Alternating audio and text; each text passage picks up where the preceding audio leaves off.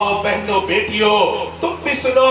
میری ماں فاطمہ الزہرا رضی اللہ تعالی عنہا حدیث پاک میں ہے، سنو کیسی محبت تھی دل کے اندر اللہ رب العزت کی۔ فرماتے ہیں کہ عشاء کی نماز کے بعد سردیوں کی لمبی رات ہوتی، سردیوں کی لمبی رات ہوتی، اور عشاء کا سلام پھیر کے پھر میری ماں مصلی بچھا لیتی، مصلی بچھا کے اس کے اوپر 2 رکعت کی نیت باندھ کے اللہ اکبر کہہ کے اسے ہاتھوں کو باندھتی، قرآن پڑھتی رہتی پڑھتی رہتی پڑھتی رہتی، حتیٰ کہ صبح فجر کی اذانیں شروع ہو جاتی،